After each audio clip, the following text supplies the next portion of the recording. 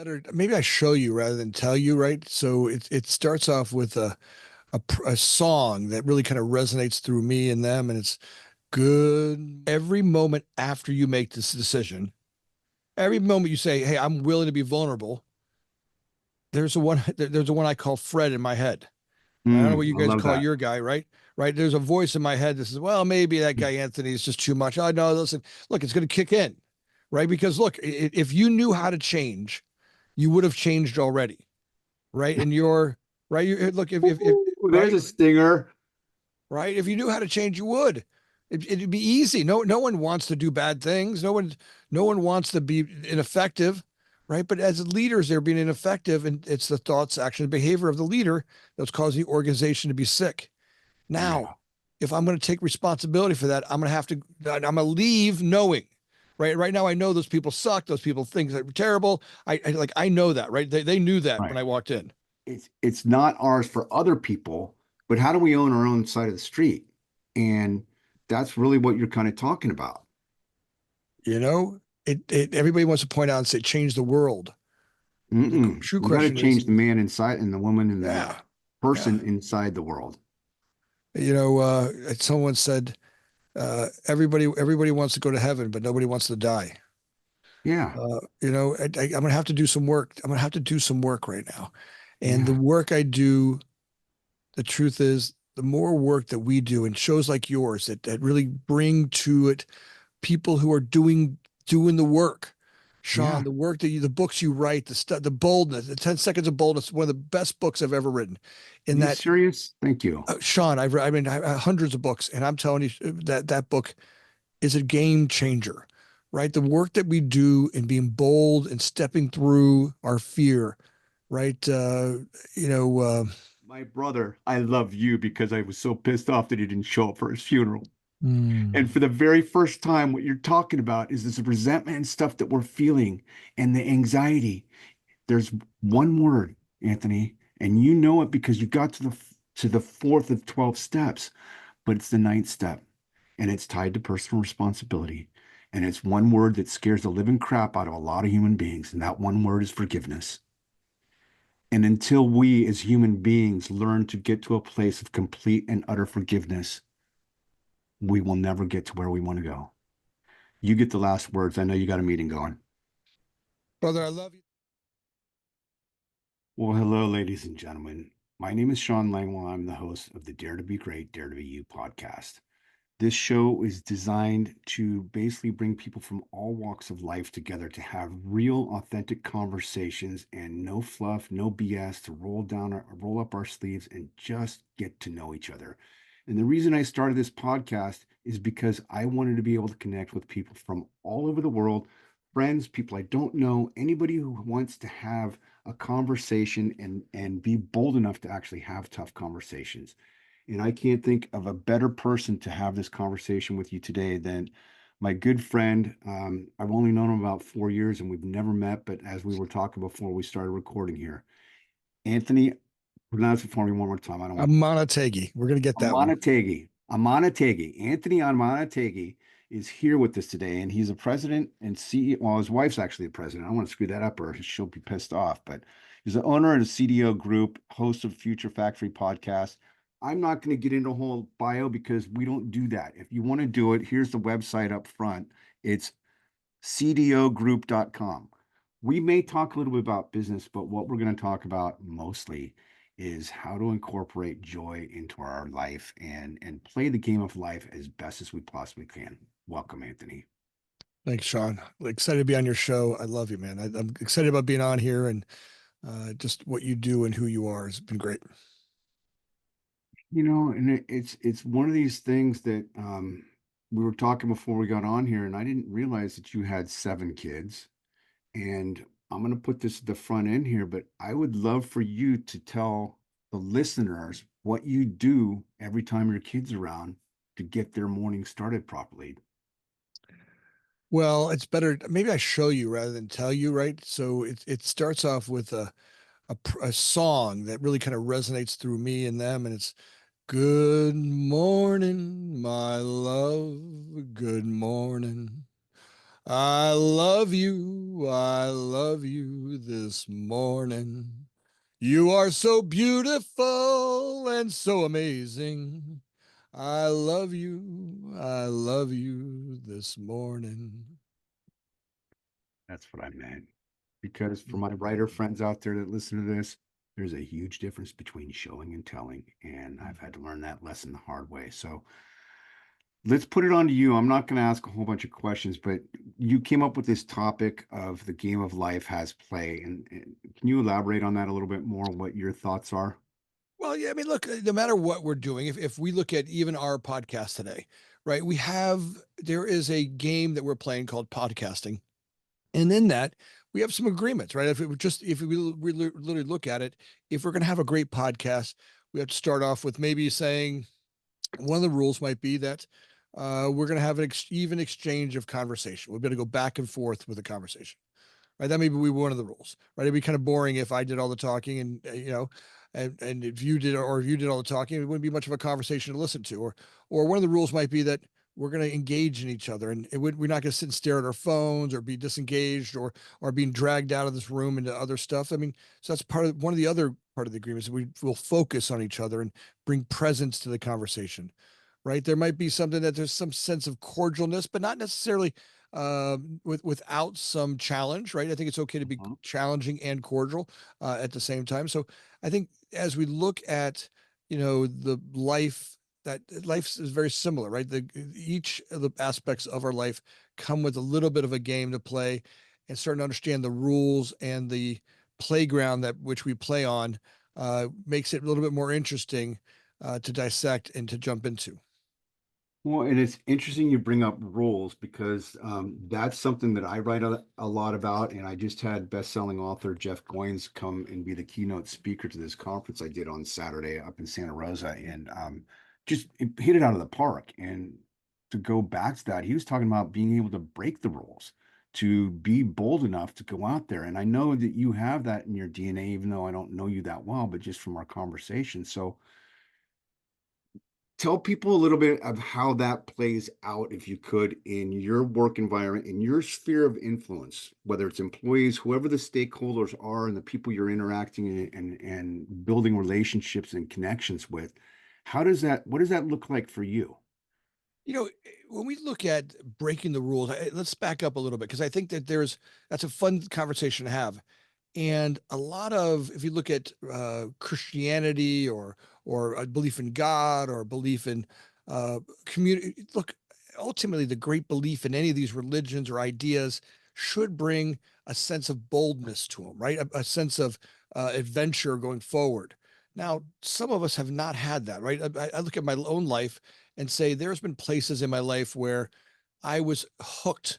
I call it hooked, call it leashed, call it in a Hmm. place where I could not. I was just trying to survive, right? And I went from what I believe why we're all here, why I believe the value of being a human on this planet is that we're this adventure we're out to check out, right? I mean, I don't know. Ultimately, I feel like there's a voice inside of me. It's a spiritual one, maybe that creative one, Hmm. the artist, the writer, the entrepreneur, the one who who sees ideas that don't exist and brings them into fruition. I mean, if you look at the Elon Musk of the world who hey, we're going to do electric cars, and we're doing beautifully, and we're doing fast, or you take any entrepreneur that's got an idea that does not exist today, and they're going to take it from the realm of non-existing into the realm of existing, right? This creative one inside of us has this beautiful joy of creation. Uh, I love that space, but for a lot of my life, I couldn't stand in that space, right? I was sitting in surviving, right? Right. And And talk about that a little bit because it's one of those things. Creativity, we are creative. You and I both, I know that. I sometimes resist the creativity, but there's a lot of people that have this internal barrier that says, I'm not creative. Just like there's the internal barrier for most people at public speaking and sales and marketing, which if you're going to be in business, if anybody's listening to this podcast and you're a business owner, I don't know what that's like for you, but how does that play out in your life? Well, I mean, most of that fear comes from ego, right? I mean, there's the one inside of us that all of a sudden feels detached, right? Because the ego kicks in and goes, "Well, I'm special. I'm different. Mhm. It's me. It's me." We forget that it's we. I mean, like, look, there is no separation between the group of us. Like, if I knew that going in, and that there's nothing I could say that's wrong, and no matter what I say, I'm connected to all of you, even my most foolish moments. I wouldn't be afraid of doing any of it, right? But somewhere in there, my ego kicks in and goes, "Well, you're special, you're different," and you are, right? But it also starts to separate us, right? We start to forget that we are all this one. I mean, what we have done, I call it the creation of the being God, the great I am, the power that we are. Um, we we're having 8 billion individual experiences driving this hairless monkey, right? The spiritual Oh, I being that love that. right? The spiritual being that I am, let's say that each one of this was God, right? This is who we were before we got to this planet, right?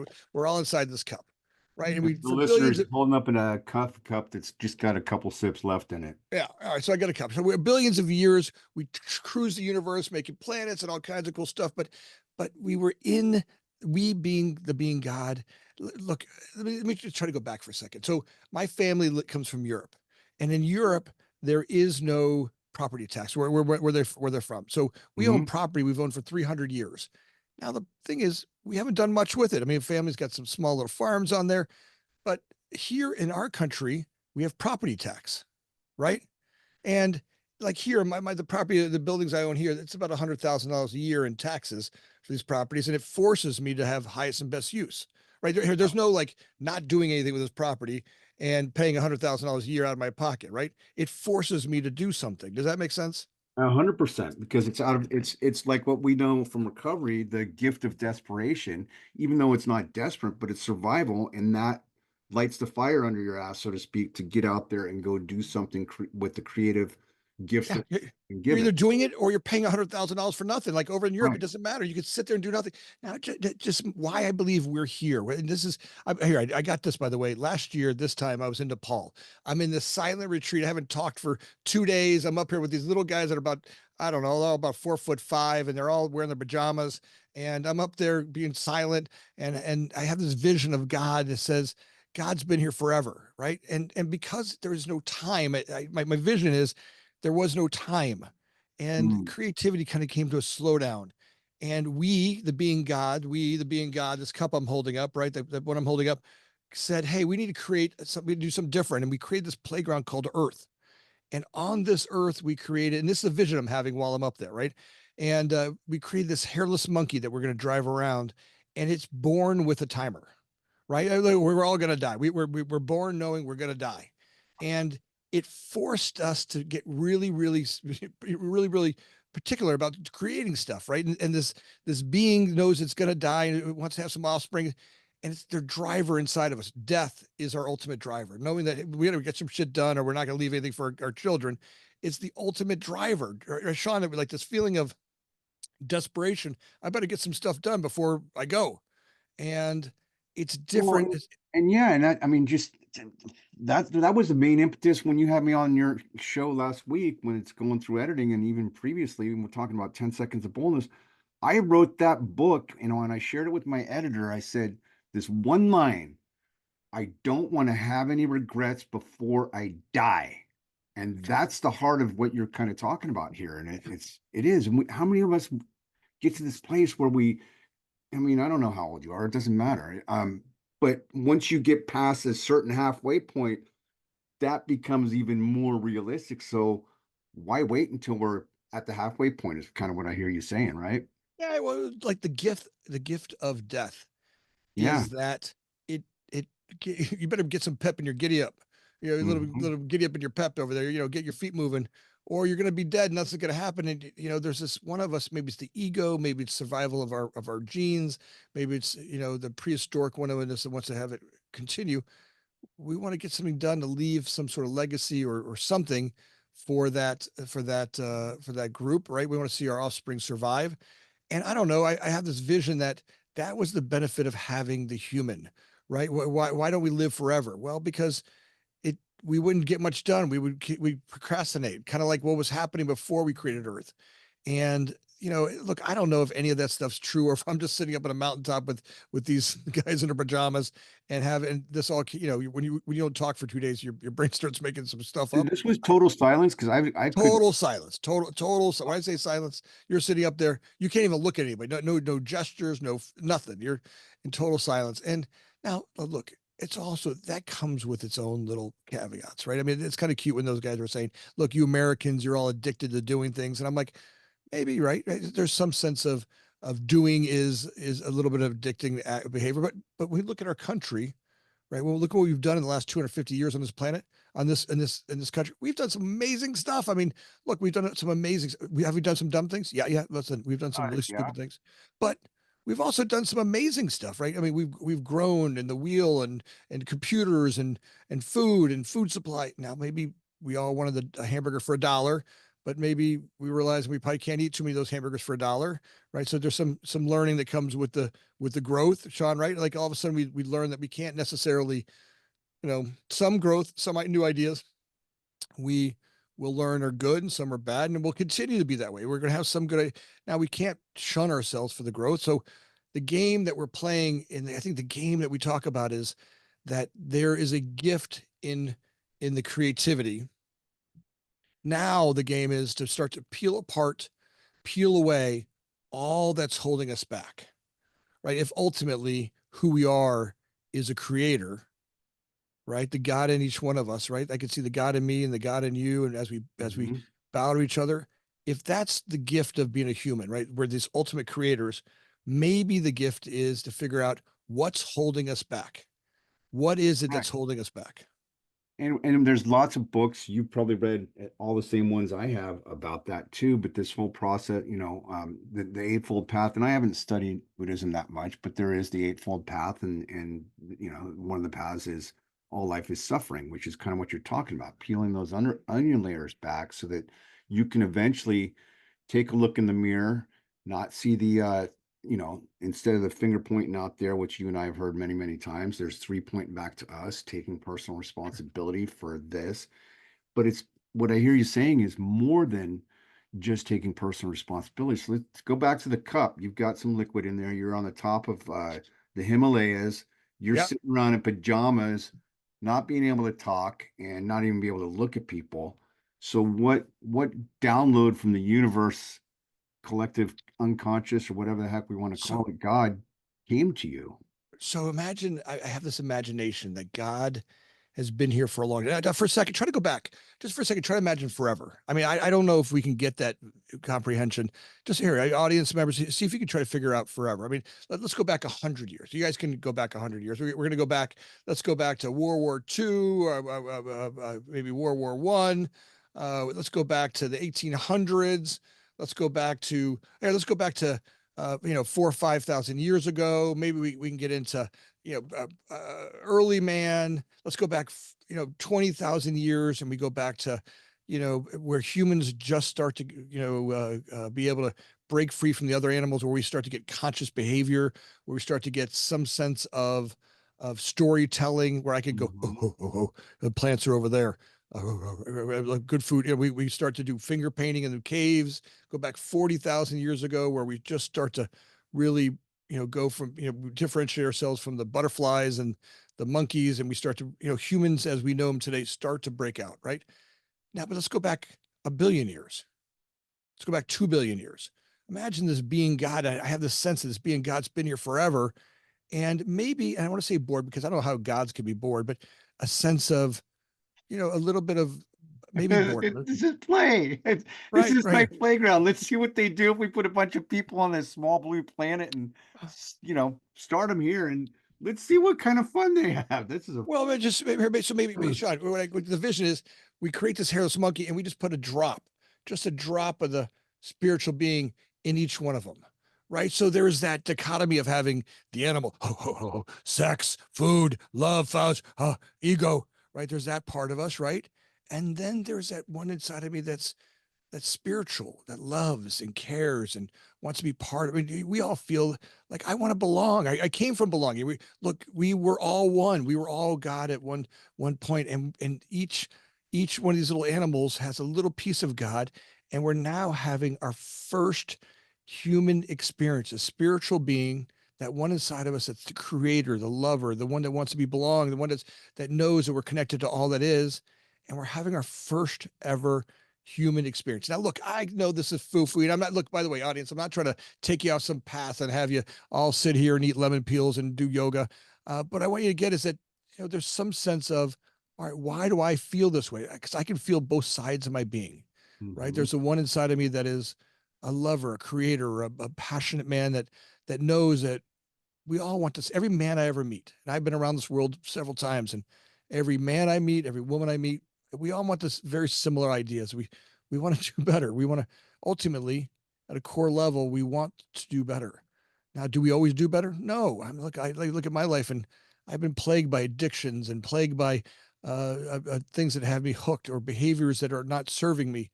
And I didn't know that at the time, but slowly but surely over time, I start to recognize that.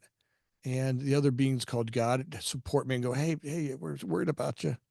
Right. I remember I had some interventions for my mother, or interventions from people at work, or interventions for my wife saying, hey, hey, we're worried about you. And they, So and let me jump in there because I love what you just did as far as going back, and I'll share after I ask you this next question. I want to share an experience that is kind of blowing me away right now. Just plant the seed. What you just described, I had that, and I'm getting choked up. I had the exact same epiphany, not on the top of a mountain in the Himalayas, in my bedroom, looking out through slats in a bedroom window, waking up at 1:30 in the morning. We'll come back to that. Mhm. So this is the connection for those who are listening and not going to watch the not watching the video. This is the connection that I experienced, and I've heard other people share this experience because when we start having these conversations, Anthony, I did not know you were going to talk about this today. And this is the serendipitous part of being a human being that we all need to awaken to and be alert and just embrace the stuff and not try and separate it and figure it out, whether it's this religion or this higher power or that. It doesn't fucking matter, people. It doesn't. So let's take us back to you with this thing. You're getting ready to come out into this world. And what does the message come to you as you're coming down the birth canal into this beautiful life that you have no clue about what it's going to do or what your intention and purpose is? And I want to hear you walk me through, you go all the way to the past. I want to hear from that point forward some of these defining moments, pivot points, whatever the hell you want to call them. What happened along this next journey? I think as we look at our human evolution, I come out, if you really think about my early childhood, it was a wonderful experience. I had a mother who loved me. I mean, who just, and father who cherished me. They were going through their own personal stuff. My father was a gangster, right? He didn't know how to survive. It was like literally, he literally was a gangster. My father died at the hand of a police officer, right? He got shot in the face, right? Now, why? Because he didn't know how to survive properly, right? His belief in the actions, thought actions, behavior he had to live Mm, caused him to have a life where he no longer lives, right? But truth was at that, and believe me, it took me years and years to understand that he was doing what he thought he had to do to survive. Ultimately, that's a lot of our behaviors are we're not trained properly, and some of the things we pick up on leave us not knowing that there's another option out there, right? mm, Feeling desperate, doing things that, some of the actions, thought actions, behaviors that I had as a young man caused the life that I was living. And, as a little boy, I was so playful, man. If you think about how much fun it was to be a kid and jumping out of trees and making things up. And I'd play all day long outside. And, we just made things up. And somewhere the world starts to stifle that. I don't know if school gets in there and, you should sit down, little Tony, sit down. You shouldn't be playing in this classroom. But I love playing. So I'm going to interrupt you just for a sec. Were you a quote unquote good student, or were you one of the little shit disturbers like I was that was also a good student, just didn't get caught? I was not a great student. I suffered. I before E, except after C made no sense. I'm like, what the hell are you talking about? What? Why? It Mm, just right? Or to write between the lines. I mean, I suffered with handwriting. My handwriting was there. I felt shame. They made fun of me, right? People had a hard time reading it. I carried that into my adult life. In fact, I believe one of the reasons why I own so many companies and lead them and why I have people who help me is because I'm hiding that I spell like a third grader and I write like one too. And I hide Oh my behind my, God, folks, you got a CEO and founder of a multi-million dollar company referring to the fact that, it's easy to hide. And I'm glad that you're vulnerable enough to say that, because this whole pedestal thing, we're going to get back to, you're now coming out here in schools and we're doing the chronological progression. But um, that's a big deal for people. And I'm just now realizing it because I'm not a CEO of a corporation. I'm the president of my own life. Um, but at the end of the day, I'm not in charge, and you and I both know what that means. I surrender my will and my life over the power that I call God on a daily basis, because if I don't, I'm going to freaking die. And back to you. You're now in grammar school, sixth, seventh, eighth grade. What's the teacher tell you? Did you get reprimanded like I did in both kindergarten, first grade, and even last 2 weeks ago from my boss for being a sloppy writer? Did you have to stay in at recess? I had both, right? I had some teachers who loved me amazing. I can remember Mrs. Edwards, my first grade teacher. My mother was my father dies young, and my mother's raising two children. She was a waitress at Denny's. She answered phones at a company and she sewed clothes at night. This little Italian woman who barely spoke English, right, helps and creates an amazing life for my sister and I, right? The things that we didn't know how poor we were at the time.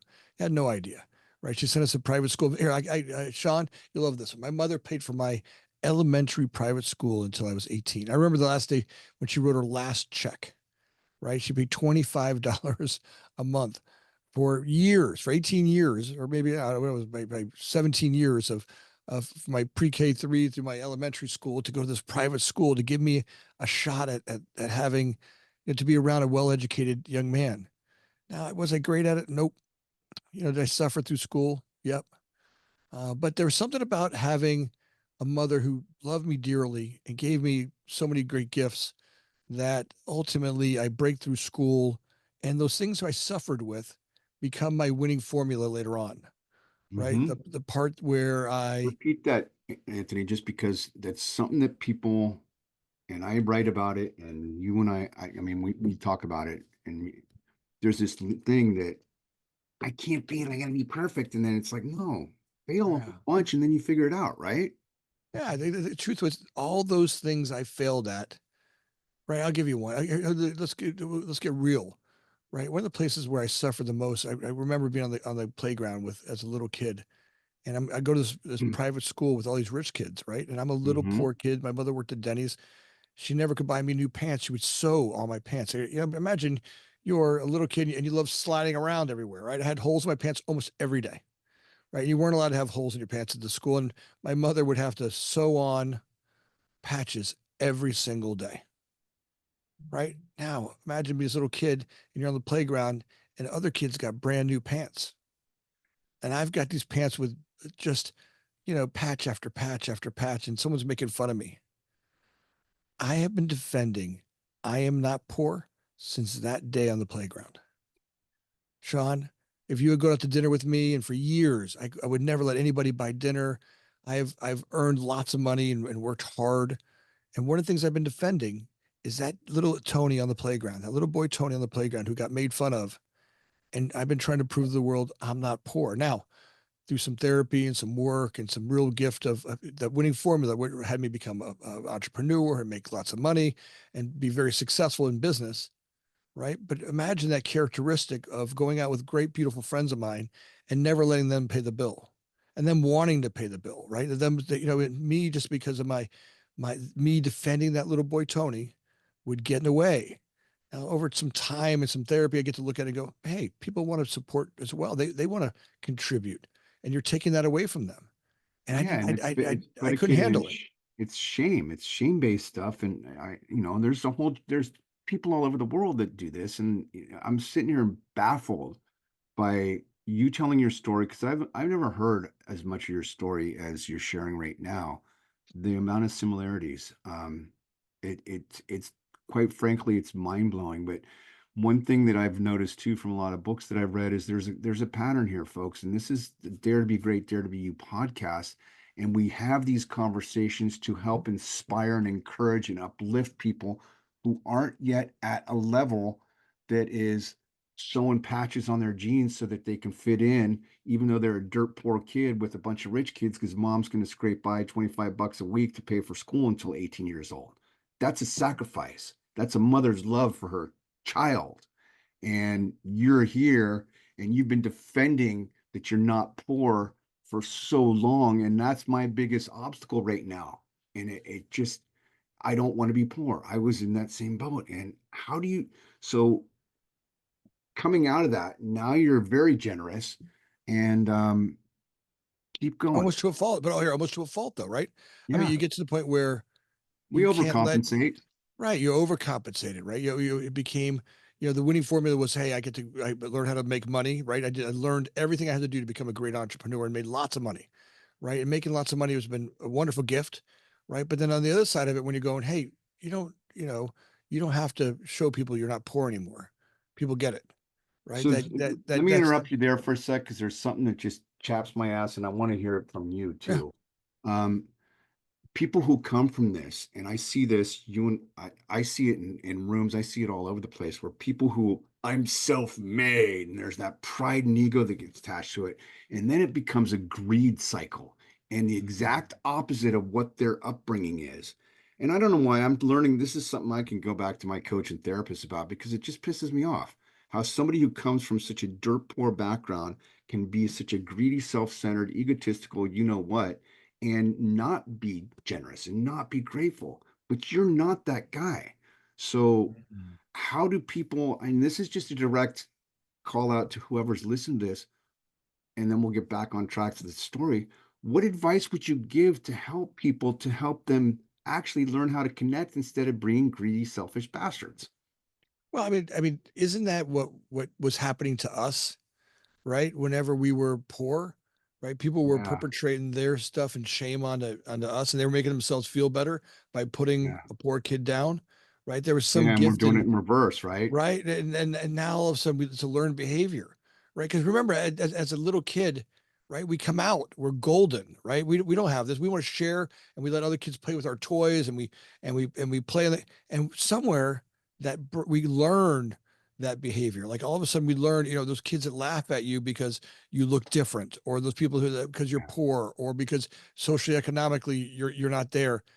They got a payoff, but there was a cost to both them and you in that behavior. And that's where some of those layers of those, I was in Savannah the other day and we stay in this great Airbnb, right? My wife was a master. Sophia is a master of finding Airbnbs. When I say master, she finds the best Airbnbs in every town and it's perfect located. So we're staying in this great old Savannah house. And, but you could tell there must have been, dozens and dozens of layers of paint over all this trim, right? You could tell at one point there was really fine detail, but just the layers and layers of paint kind of had it all clogged in. And that's a lot like us, right? A yeah, lot like us where, I come to this planet with great detail and great, but there's layers to the complexity of my humanness, right? There's the social layers of stuff that I brought in from my religion, my community, my neighborhood, my upbringing, right? There's the complexity I learned on that playground that day. The Mrs. Edwards, my first grade teacher, who saw that my mother couldn't make breakfast for her. I would wake up most mornings and find my mother, with her head she'd literally be on the sewing machines. She'd be asleep with a pair of pants in her hands where she was sewing a zipper on, right? She so just she fell literally had asleep. to do this every day because you're just a little kid like I was, riding big wheels down hills, doing 360s and wearing out, or skateboarding and wearing out Converse, and having to put cardboard in my shoes because she couldn't afford a new pair. Right. Yeah, well, and She was she's pissed. She's yeah, like, yeah, "What the yeah, hell?" yeah, and she's doing the holes in my pants, and she's making a buck a pair of jeans. She's also contract working at night after her two jobs during the day. She's contracting paint, putting zippers. She got a buck a pair of jeans. I think it was a buck a zipper, and Oh, I thought you were. I'm sorry. I thought you no, were saying no, that no, they like she wore got. kid. We had both. We had both. Like in my living room growing up, there were piles. As big as 5 and 6 year old kid could be. My sister and So I. you were not alone in this, sliding on your knees to No, wear no, out the no. jeans. There's a market for it. Oh my God. Well, oh, so my sister and I would jump from pile of jeans. People would Oh the wow. companies would drop off in our living room, a big giant pile of jeans, and she'd have the ones with the zippers on them, the ones without. So I'd get up in the morning, and she was too tired to make breakfast or Mhm. make lunch. And imagine it's 5 or 6 year old kid having to Yeah. make breakfast for her sister, right? Because she needed that couple of minutes of sleep. And I'd go take two big pots, the lids, and I'd go walk. Time to get up, time to get up. And I'd be waking my sister up. I mean, both of those two would be struggling to get up. And I'd go make breakfast and I'd make lunch. And one day my At teacher, 6. at 6, my teacher, one day she saw my lunch and she's like, "That's what you're eating for lunch?" And this beautiful woman, Mrs. Edwards, she says, "Hey, don't worry about it. I'm going to make you lunch." And every day she makes me a beautiful lunch. Mrs. Edwards, this little woman who just knew me as a teacher, right? The beautiful part of other human beings are she made me a beautiful little sandwich and a snack pack, right? All I ever wanted was a snack pack, right? You know those snack packs, the little things with fruit in them, right? Hmm. Remember that? And I never had one of those, right? I never had. I would have like leftover pasta fazool or some beans or something in a in wrapped in aluminum foil, and I'd open up my lunch and the whole classroom would stink. By the way, today I'd beg you for that lunch. I would beg you to take that lunch right? I mean, wouldn't you beg for that today, Sean? Say it again. Wouldn't you beg for that lunch today? Right? That homemade, pasta fazool or whatever it was that was my mother had left over from the night before. Oh I would yeah, wrap. right. Ours Yeah. ours was you read my book and I had it in there where it's this story and that's like we were literally so poor that we had all these grains, whole grains, because we were trying to buy organic and do all that, and we had legumes and all kinds of black-eyed peas and grains, stuff to basically fill you up. And our go-to was a little tiny package of baby bay shrimp and rice with tons of curry powder. And we had to eat that shit all the time. And it's like we ran out and she didn't have enough money to even spend the $2 to go get shrimp. And we're looking at the cover, well, what are we gonna eat, Mom? And she's all, go look at the grain cabinet. And I swear to God, we look at the shelf, and this is where I was kind of an ass, even at like 11 years, 12, 13 years old. Mom, there's nothing up here. The only thing that's left is dookie beans, adzuki beans. I'm not going to eat dookie. And she says, sometimes you got to eat dookie.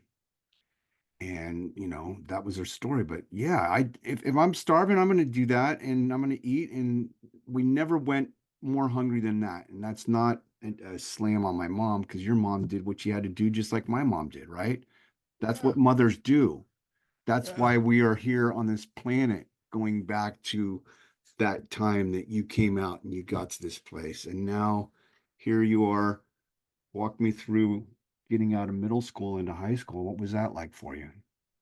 Come on, you remember how awkward it was? Imagine being this little brown headed Italian kid who he played out in the sun all the time, and he was dark as night and had frizzy curly hair, right? And kids used to call me Afro Head, and you were awkward, right? I was awkward. But here, I loved playing. I had lots of great friends, but I felt awkward even with these close friends I had. I could feel awkward, and somewhere in there, I remember the first time I uh, we smoked pot, Hmm. and that feeling of, oh my God, right? That we laughed so hard. We laughed all night long, and that feeling of awkwardness went away for a moment, right? And I would hit that button again, and then I hit it again, right? And the next until the time I'm 17, I start bashing on that thing. I'm bashing on that button to the point where I end up in jail for, a juvenile detention center for doing some dumb stuff that it wasn't really me, it was my friends, and I just was part of it. And look, I thought I was going to be a gangster. I didn't say anything. I was like, I'm not going to talk. But the truth was, I I was around them, How old and was your then dad? What did your dad pass when you were young, 7. though? Yeah, he died So, when I was 7. Yeah. I imagine that comes with a whole bunch of good stories, and we can get into that a little bit deeper. But look, so those next years, those high school years, I don't have a backboard, right? There's not a backboard that teaches me what yeah. my behaviors are. and I pick up a lot of stuff from kids. And, this is where we suffer as humans in that there is no great coaches at that level that teach us to be giving and loving and supporting. We're still figuring out our ways of being. And, unfortunately, some of the kids I hung out with had some Mm. bad behaviors. I picked those up. But then my mother comes to the rescue one more time. I'm getting ready to, I'm in juvenile detention center. I'm going to spend it. She makes me spend a week there. She was like, I'm going to Oh, make you, she made me spend a week. She was by the way, by this point, she had re-educated herself and she became the head of the Department of Corrections. She starts are off you as a kidding me? Nope. She starts off a low-level probation officer, and she works her way up to the. Now imagine me getting in trouble, get arrested as Yeah, a she's proving kid. a point. Yeah, it's My as a my kid. brother got thrown in juvie for shoplifting, and my mom's like, tough shit. You're gonna learn your Yeah, lesson. It was only a 24 or 48-hour deal. Your mom made you stay for a week. No wonder why you're so successful. 6 days as a kid at 17 will shake you up. And look, I had never seen these kind of kids before, right? And there was violence and all kinds of really tough behavior in there. And I'm a little kid from Boca Raton. I mean, there was no, this was the tough kids.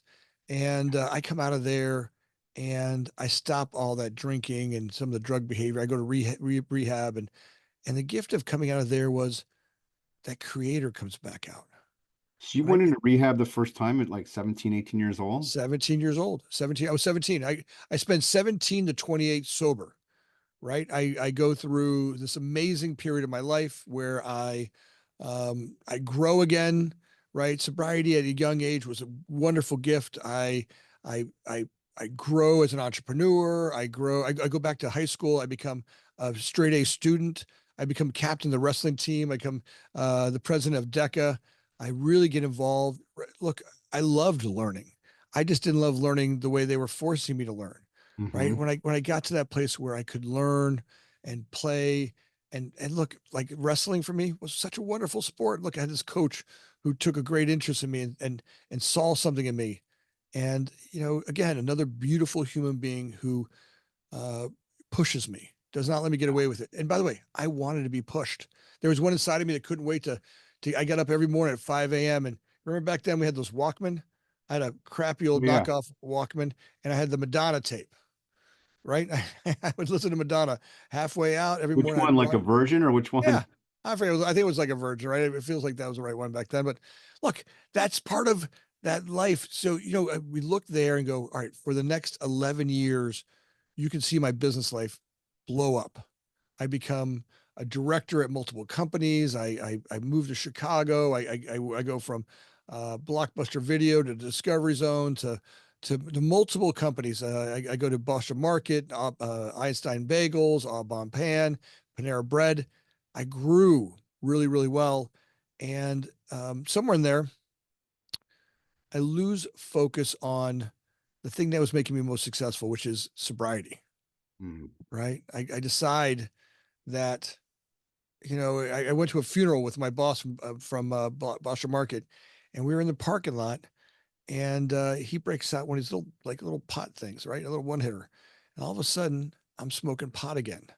Mm. And you could almost say from there, right? You could see how it stopped growing and getting by, right? Because the one inside of us that's created the creator. You may lie to ourselves and say, "Hey, these things make us more creative." It's not true, right? The most creative is when we feel touch, right? That emotional sobriety, not just physical, like not drinking, but also not the emotional sobriety, anger, fear, resentment, all those other forms of non sobriety. Not it's not just physical Mhm. sobriety, drugs, alcohol, but there's also anger, right? I mean, how many people that get high on anger every day? Well, and I mean, it's my sponsor, rest his soul, said it's basically changing seats on the Titanic. In my first Yeah, 10 years of that's sobriety, right. I did all of it. I did everything you weren't supposed to do, and I still managed. God, the creator came in and said, I'm not done with you yet. We got more work to do. And here we are doing that work because he ain't done with either one of us. And I know that for a fact, Jack. That's right. That's right. I mean, it's the truth. So the creator comes in there, you're out there off in what we call the weeds for a while. And then what happened next? What's fun is you can see the cause and effect of those behaviors, right? So I end up drinking from 28 to 48, right? And you can see me, life, it didn't get me a mess immediately, like, right? I got by, I could dance. I called it dancing with the devil, but it didn't grow, right? It was just getting by. And I'm not going to say it was a complete disaster until 48. It gets really bad, right? I start really drinking and getting some, start taking Adderall and some other stuff that were prescribed medicines from my doctor, right? Back then, doctors would give you whatever you wanted. And so somewhere in there, I realized I got to stop again, right? I don't have this, right? People around me are saying, "Hey, we're worried about you," and I'm like, "Don't worry, I got this." And I didn't have it, right? I had to go back, right? Addiction is cunning, baffling, and powerful, right? We talk about that all the time. And every Sunday night, that tick, tick, tick, tick, tick from 60 Minutes would come on, and I would say, "This week, I'm going to straighten out."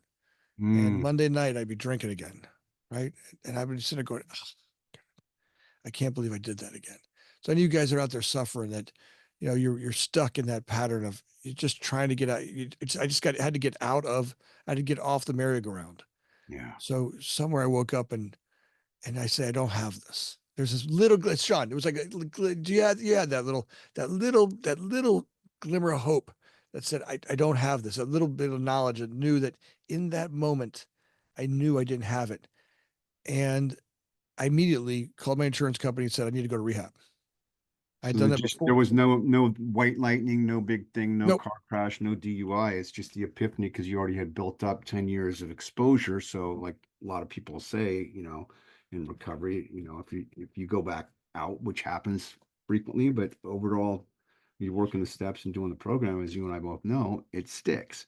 But inevitably, it screws up your habits of drinking and anger and whatever else you can try and throw in that hole there. So go ahead and continue. So I get that small little glimmer of hope, a knowledge that I don't have this. I call the insurance company. They say, hey, there's a treatment center. It's got an open bed for you. Here, I live in Oak Park, Illinois, and I literally called Uber or I did an Uber and went from here to South Bend, Indiana, which is about 2.5 hours away. The girl's first day Ubering. Imagine this.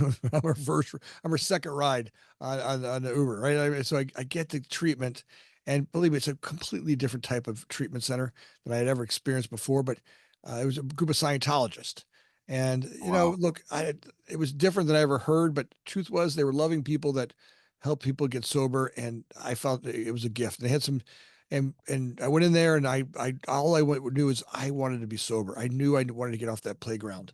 I knew it, like I knew it was I had been there before, and I remember how proud I was the life I lived before that, and so that second, going in there changes everything, and from there on, you can really see a different behavior, right? You can Yeah. really see that thoughts, actions, and behavior start to change. And they had a unique way of looking at life. It was great. So I did that.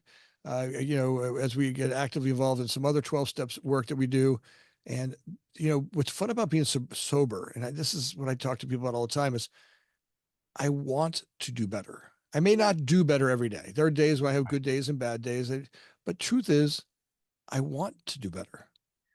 Yeah, and that's a big theme. I had an opportunity to have a conversation, and not for the podcast, but for the interview for 10 Seconds of Boldness. And I was bold enough to actually reach out and start a conversation with Kevin Miller, who is the host of, he changed the name of it, but he's basically the host of the Ziegler Show. So he and Zig's son, Tom Ziegler, have this podcast, 50,000 downloads. We're on a podcast now, 50,000 downloads a month. It's hugely successful. But he recently wrote a book about what drives you, and his first book. But it's like, I remember that quote like it was yesterday. He says, people, this whole thing between fear of failure and screwing up, people want it. And that's part of the problem. They want it. And it's that willingness thing, right? So, what for you, I know what it is for me, but what is it that takes that tipping point? Gotta keep dropping all these things. My wife and I just saw Malcolm Gladwell live down here in Santa Fe a week ago, and he's got Revenge of the Tipping Point. Free plug, Malcolm. I got your book. Thank you. Anyway, what was the tipping point for you to say enough is enough? Let's move forward and get off this merry-go-round. that little glimmer of hope, right? That little vision in I don't got this, right? I need help. I walked out of my bedroom. I said to my wife, I need help. She goes, I know. She goes, I've been down calling the insurance company all day. She goes, I've been looking to find you a treatment center to go to. And she Let me goes, I interrupt you knew. again, Anthony, just because you've heard me share many, many times, and it's the most important thing that separates people from life and death, and it is a life and death situation.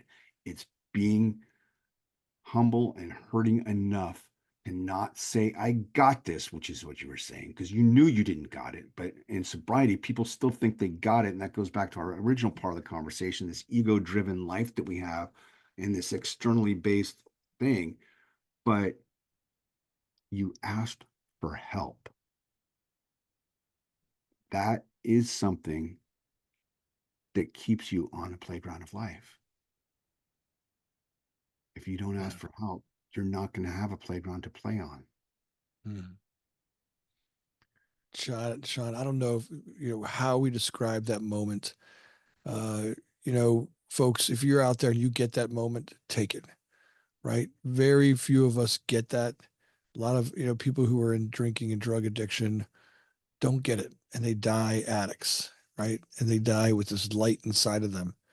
Remember that piece I said, you know, up there with these little monks, and there's that sense that there's a light in each and every one of us that this monkey carries around.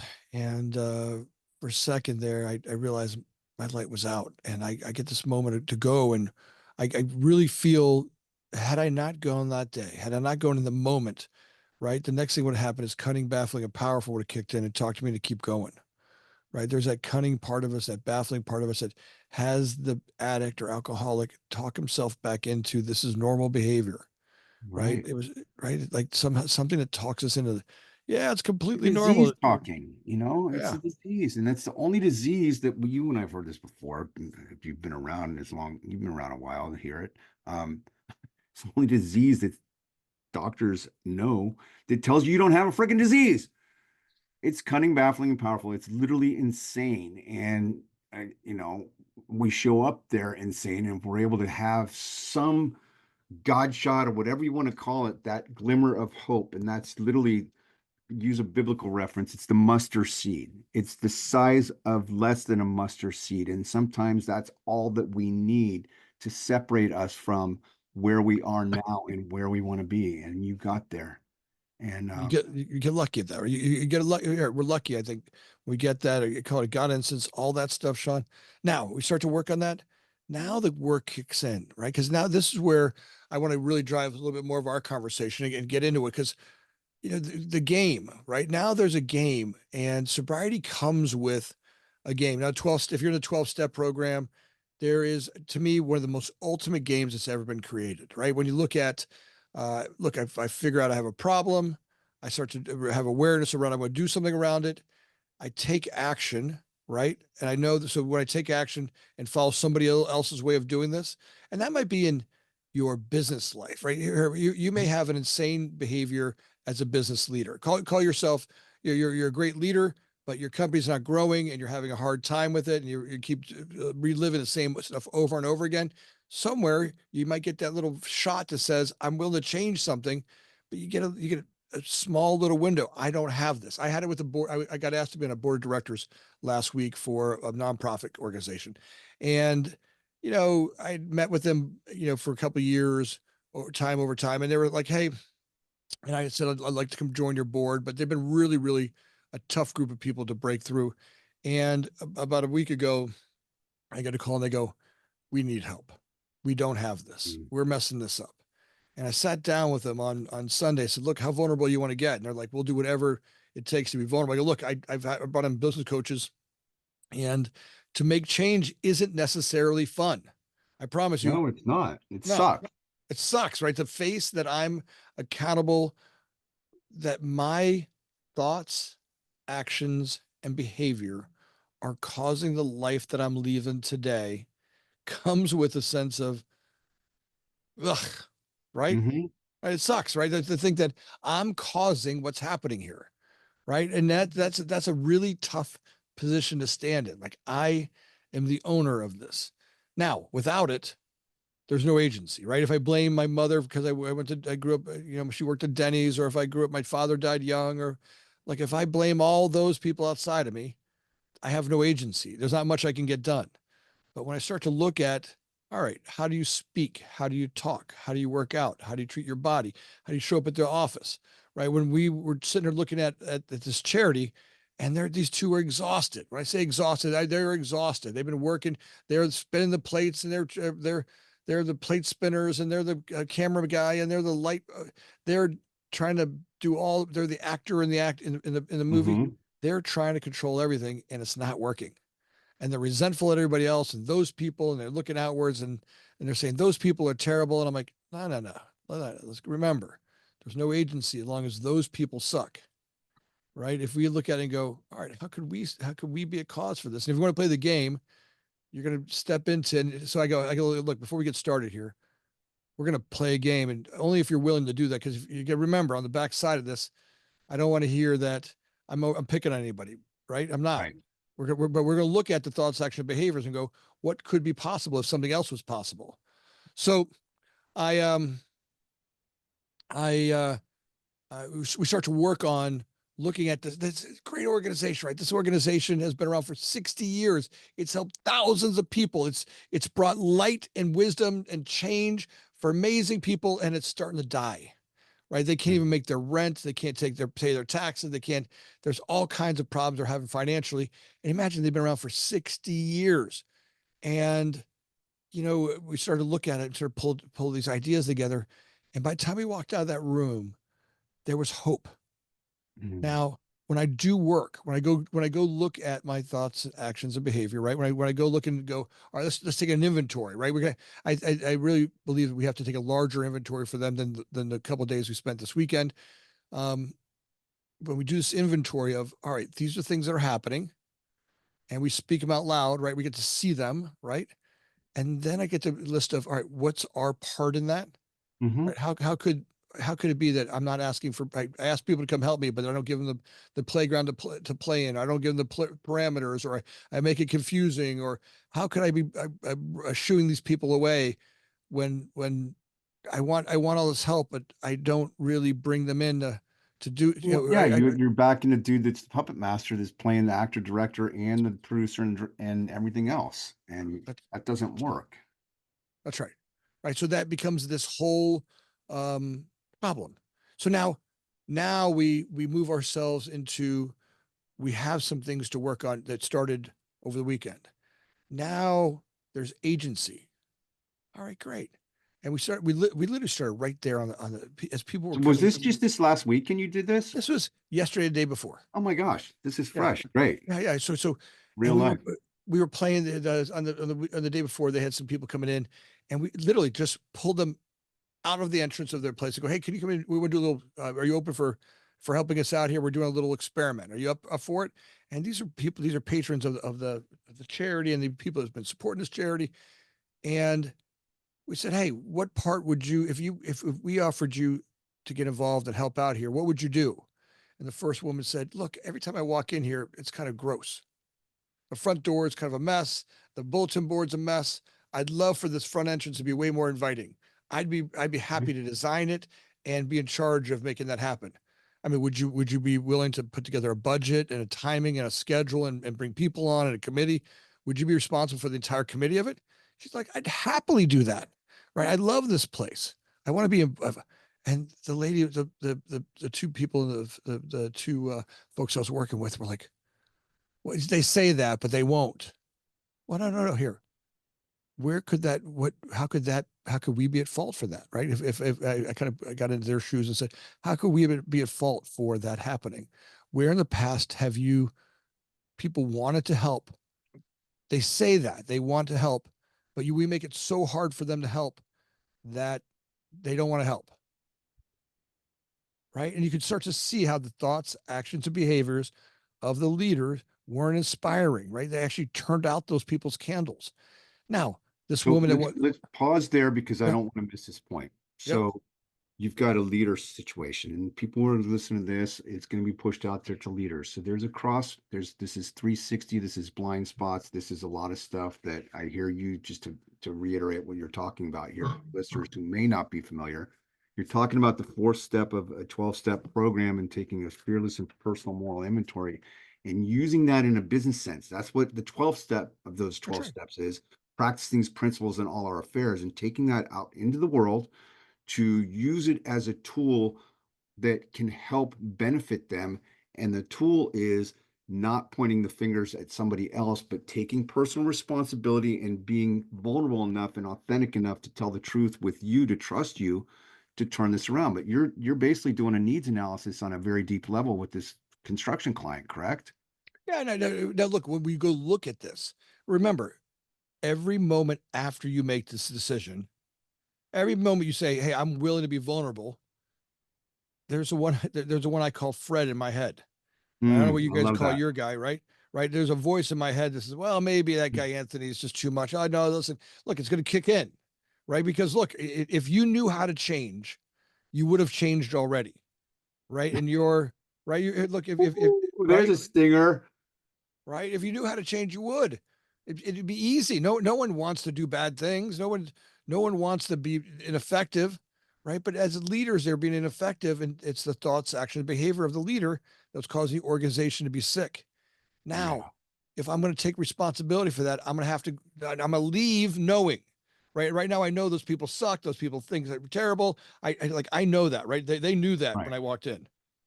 Those people are going to let me down. They're going to say they're going to come help out with this thing, but they're not going to. She knows that, like it's gravity. Now to let go of that and step over into not knowing, like Mm. how are we going to inspire people? You're going to have to feel stupid, right? And nobody wants, my ego is going to kick in. What's going to want to go back to knowing, look, you see, that guy Anthony's wrong. That she's not going to do what she said she's going to do. She's not going to do that, right? And they're going to want, you're going to want to go back to knowing, because standing over and stupid, right, doesn't feel good, right? When I change, I have to leave knowing. I have to go over to not knowing. And when I step over not knowing, that's a new space to be in. No one ever taught me. There was no class. They taught me I before E except after C. They taught me how to divide long division. They taught me multiplication tables, but no one taught me. There was no class in saying, Anthony, you're going to learn new things in your life and you're going to be really uncomfortable. Nobody said that to me. It all felt foreign. In fact, my mother wanted to make sure I never felt uncomfortable. She gave me something to eat or something to, a boob in my mouth. There was never a place where I was taught to be uncomfortable, and it's okay because you're in the uncomfortableness. That's the true gift.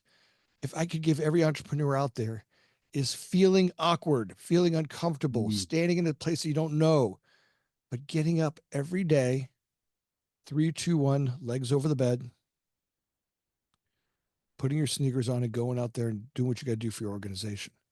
And if that means that for like, for example, for this woman who volunteered to take care of the front entrance, now I have to create a playground parameter and rules like you and I have for Hmm. how we're going to have a conversation, right? We're going to have to create some rules, right? The rules might say, hey, you got to create a budget, you got to create a vision, you have to bring a team of people in, you have to move, touch, and inspire them and enroll them into your vision, right? It has to be in alignment with our overall goal to, what I'm this gonna, building does. you're on track. I'm gonna interrupt you just one more second because that Sure. word enroll, I just heard for the first time of a gentleman who gave me similar to what you're doing. I'm just out there trying to meet as many people as possible. And he used the word enroll. Mm. And that I had forgotten about it until you mentioned it. For the multiple leaders, you have thousands of people listening to this podcast. You're going to get it and you can go do what you want with it because that's the gift that you gave to me and I'm going to give it back to you. But if you're a leader or you're in sales or marketing or business of any kind or just a human being, part of what Anthony's talking about to get agency is enrolling people. That's not a sales relationship. It's not a give and take. It is a collaborative 100% enrolling and inviting them to the playground, right? It's engaging them, right? Right? Like true authentic enrollment has you feel my feelings, my excitement, my fervor for it. When I enroll you in the vision of what I have, when we enroll each other well, what my vision is ends up in your brain, and you get as excited about the vision as I do about creating it. Right? True And that's enrollment. leadership 101, right? Yeah, If that's you right. can't do that, you're not leading, you're Just managing. the question is, what's stopping you? What's your inauthentic feeling that says, "All right, look, when I said to these people, I'm like, it's okay to tell them I don't know how to do this, and I'm gonna lean on you, Mm, some of you people that are going to come in and help me grow this organization, right? Like the woman who's going to take over that entrance. It's okay to say to them, I don't have all the answers, but here's what I need, right? I need to be able to measure what you're doing. I need to communicate to the rest of the team what you're doing.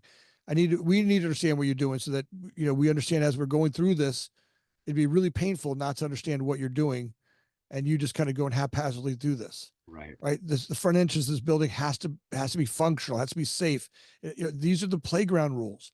So when we create enrollment, it's also great to create the rules and the playground and the vision of it, and then through that great communication, now you're not the power of one or power of two, right? Like we started talking about how many other people could we roll for different places. In fact, have what what you want be bigger by their creation than you could have ever seen, Because right? they're fully enrolled. They're fully enrolled, right? Now they bring to it their creativity. Now there's a gift in that, right? Finding, Right. like with the podcast team that we have on here today brought my podcast, the Future Factory podcast, to places I never imagined, right? They've created ethics and integrity and relationship to the audience that I never imagined. Right? I said, hey, I'd like to enroll you and help me grow this podcast. And here's what I'd like to create. Right? Here's the economics I have to spend. Here's what the vision of what I'm looking for. And in that space, they had a playground, and all of a sudden, they created bigger than I could ever have imagined. In fact, I would have begged you for we go through ups and downs of growth.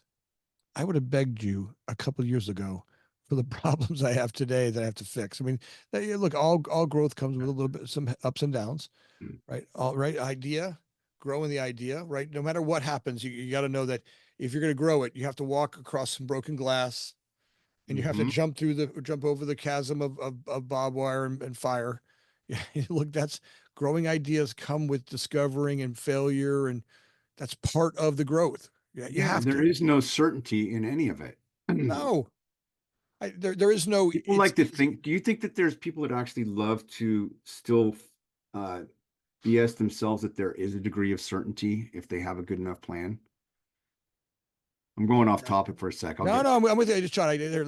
Like I always wonder, could it be possible that growth comes with no, maybe maybe when I get to the point where I can see that the world has, you know, I have a different relationship to difficulty, right? hmm Where I really look at it and go, all right, so far I've survived every one of my worst days, and even the things that don't go perfect aren't bad or right. so bad I worry about them. It just they are. Maybe my relationship to bad is different, but I don't know if that's true because I look. My ultimate belief is that humans can't do calm. We need like it's like at a core belief that we need some turmoil. I don't know that. Um, I don't know. I ultimately I'm chuckling because I want you to talk as much as possible, but another little rabbit trail, and I got to get back because you know how I go. I've got a picture for those that are just listening to the podcast, the Golden Gate Bridge on in my background on the San Francisco Bay for a gift that I gave to my wife for Christmas, and we went out whale watching, and I'm like, I got to get this picture. I saw one whale, but I got to get this picture. So anyway, I go off in the weeds sometimes, and I already did forget my train of thought. So go back to what you were talking about. that they all that growth comes with a level of what do you say difficulty? Just what's my relationship to difficulty, right? Yeah, Ultimately, do I believe that my I'm able to I mean, so far, even my worst day. I mean, think about it, Sean. We've survived every one of our worst days, yeah. right? And for that, you talk about walking through the glass and jumping over barbed wire fences and all this.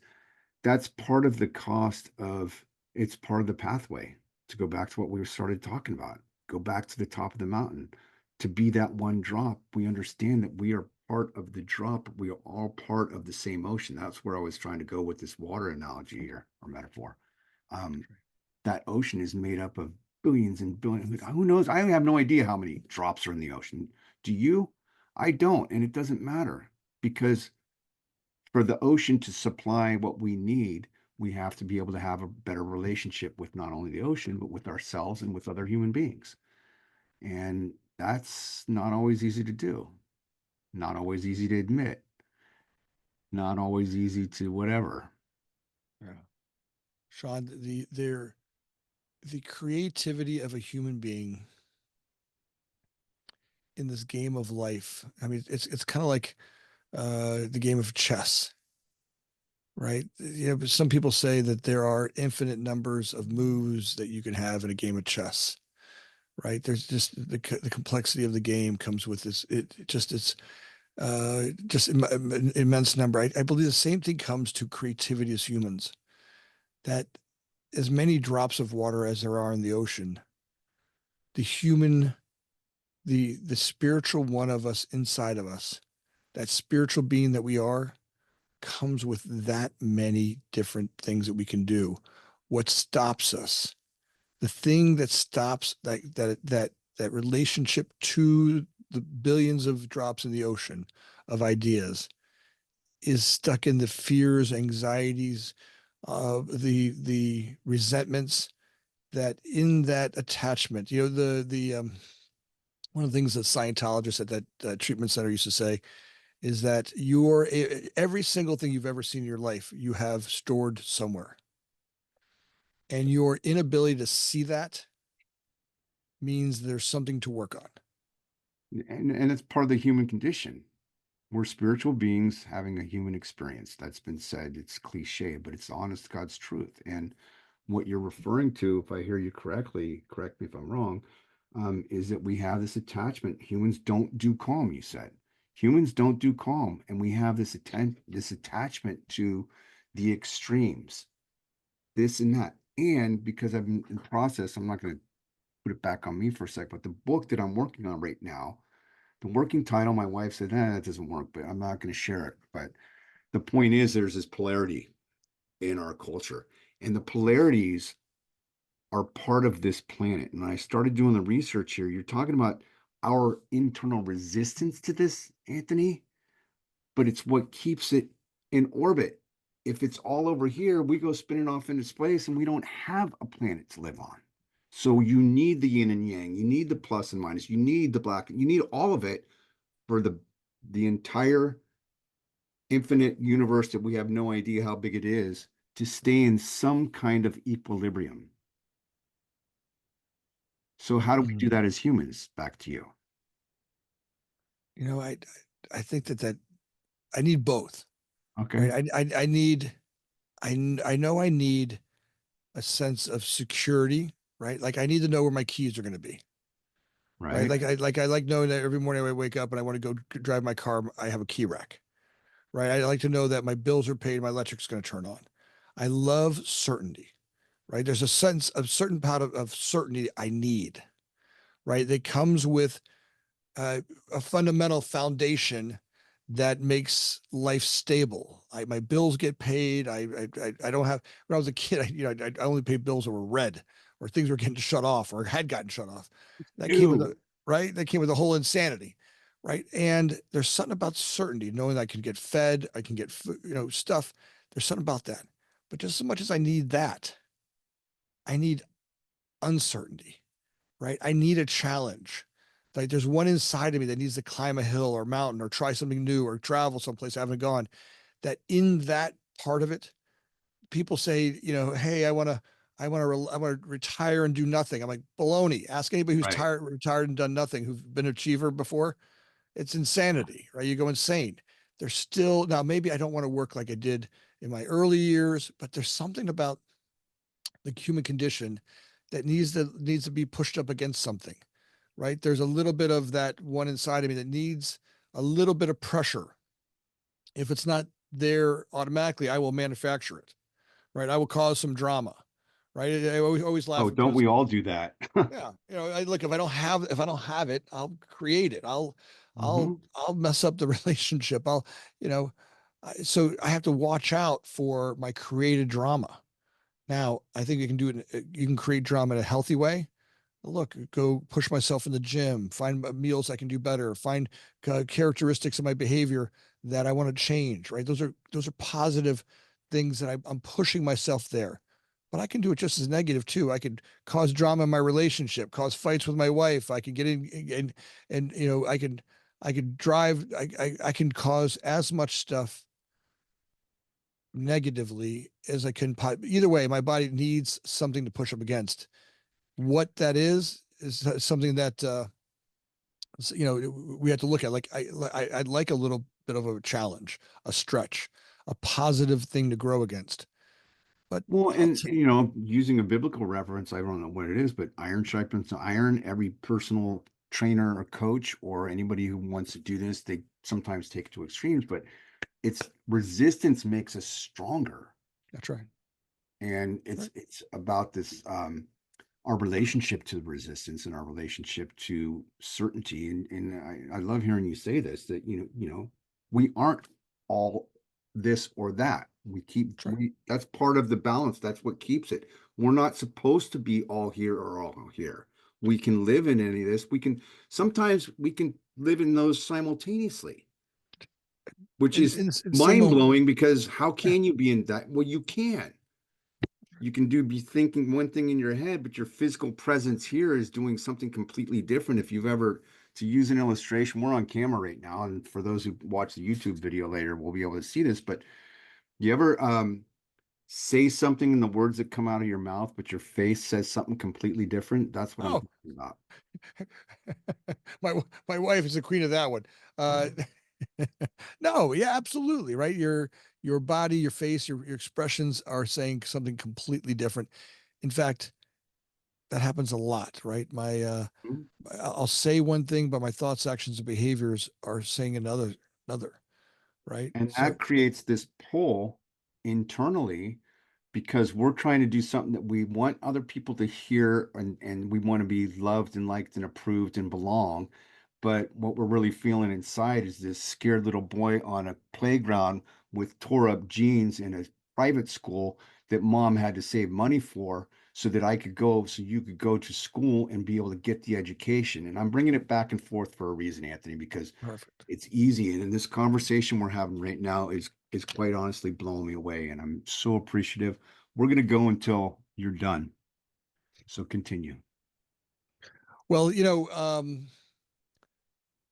in this game that we play, the question I ask is, how far can we play? How far can we go with the play? Right? Is there a bell curve somewhere? How far am I able to play? I mean, let's use a dog for example, and I'm not sure why I'll use a dog, but I can see it better with a dog. Can I get a Labrador to do the same tricks that I can get a German Shepherd to do, Or a border collie. Yeah. or a Border Collie? Right? Maybe there's some characteristics. I mean, I certainly, no matter how much work Hmm. I do, am probably not going to be the forward for the Pistons anytime soon. Right? There's reality and there's dream. Let's live in a pipe dream. And somewhere in between, we find this balance in between those extremes. But there might be some structural issues with me trying to do that. Right? There might be a Uh, structural, right? yeah, Some maybe. complexity to get there. But how far can I go with the way that I behave to create things? Right? In other words, if who I am today is a complete, the complete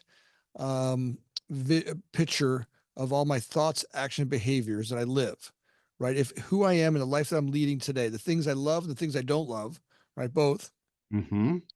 are caused by my thoughts, action, behavior. How far in the playground can I push the game to changing those? Am Sure. I am I are there certain ones I just never will be able to change? Well, and that goes back to what I was asking real early on too, is it how can we change those rules? Because that's actually a self-imposed rule that we've created from our own upbringing and conditioning, and it is a learned behavior, as you alluded to earlier. So that's what I meant by changing the rules to push that limit of the bell curve on, the early adopters to the ones that the death and dying, to use a business analogy. How do we extend the life of that bell curve? You're in business, and I'm not going to answer this. Well, look, I think that there's ultimately a, a lot further than we ever imagined, right? I think most of those self-imposed ideas we create and we've brought on because whatever beliefs we've been given. My real belief is that it's a lot further than we ever can go. In fact, when you think you are at, David Goggins says it. When you think you're at your final push, you're probably only 40% there, right? There's a whole bunch more room after that, and that's what I want to challenge us and where we're going. Look, we are living in the most abundant time we've ever seen. We still keep manufacturing all this drama as a community, right? Look, all of us. But truth is, we're living longer, we're living better. I mean, all of the things, and we're still making lots of drama up. So I don't know that we'll ever stop making drama because I believe that's the human condition. It comes with a sense of I can't have all that comment. But when I reach over to my fellow man and just remind you, like, look what we've done in the last 250, 300 years in this country alone. It's amazing. We've done some amazing things. I'm not going to deny that we've done some bad things and as well, slavery and some of the other stuff that came about in our country. We're a mess, and we Yeah, have some and there's accountability for there's that. lots of work to be done, and it starts to bring it back to what we've talked about in this in a lot of this thread is the personal responsibility aspect. Yeah, We can't, we didn't cause it. We can't. Some of us caused it, but we can cause it, cure it, and we can't that's change right. it. So That's right. it's not ours for other people, but how do we own our own side of the street? And that's really what you're kind of talking about. Everybody wants to point out and say change the world. The true You got to question is, change the man inside and the woman and the yeah, yeah. person inside the world. Someone said everybody wants to go to heaven, but nobody wants to die. Yeah, I'm gonna have to do some work. I'm gonna have to do some work right now, and the yeah, work I do, the truth is, the more work that we do, and shows like yours that really bring to it people who are doing the work. yeah. Sean, the work that the books you write, the boldness, the 10 seconds of boldness, one of the best books I've ever written. Are In you that, serious? Thank you. Sean, I mean, I have hundreds of books, and I'm telling you that book is a game changer, right? The work that we do in being bold and stepping through our fear, right? You know, have what's his name? The guy who smacked Will Smith says that everything great in life is right on the other side of scaring the crap out of yourself. It is. And that's I alluded to it. I don't know if it was in this book or the other, but I talk about the skinny branches of life. And I know we got to wrap here in about 3.5 minutes because I got to do this up. But you talked about boundaries. We went all the way back to being basically amoebas. We didn't go all the way to amoebas, but beyond amoebas, before any of this even happened, however that happened, it doesn't matter. You brought us all the way back to a drop, an idea, a thought, an energy. You didn't use all this language, but that's kind of what I'm going to share with you as we wrap up here. And you're going to have to watch the podcast if you want to get this, folks. Um, I am showing off. Anyway, I can't do it right now. Here it is. None. I am holding up a picture, and maybe you can see it if I hold it up really, really close. But the things that you were talking about Oh, of your the camera drop, just went off.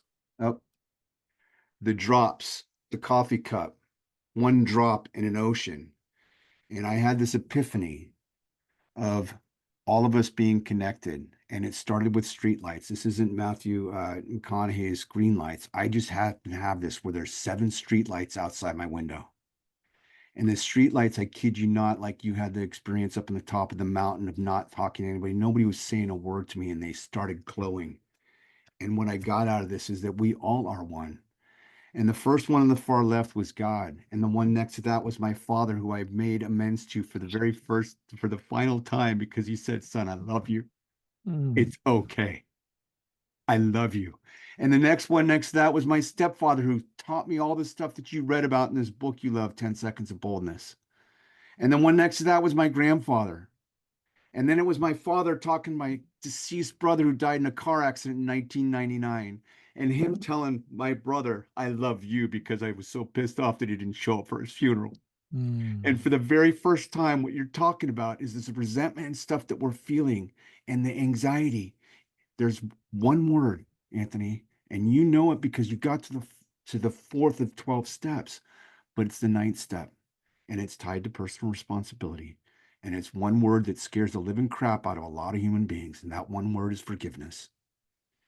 And until we as human beings learn to get to a place of complete and utter forgiveness, we will never get to where we want to go. You get the last words. I know you got a meeting going. Brother, I love you. Thanks for having me on this podcast. You are bold. I am loving being here. I'm grateful for you. And Sean, the work you do is game changer for our community, the world that we live in. I honor you and the work, and I'm so proud to be on your show today. Thank you for having me And on. we will do this again, because we're not done yet, neither one of Mhm. us. And how do people get a hold of you real quick if they need to All reach you? right. Best way to get me is on go to Future Factory Podcast, Future Factory Podcast on all of the great platforms that are out there. You can also go to Anthony at cdogroup.com is my email address, or catch me on LinkedIn, Anthony Amunategui. I'm grateful for being here. And Sean, thanks for having me on. You're a gift to the world. Thank you for being here. I appreciate it. All right, brother. Love you, brother. Peace.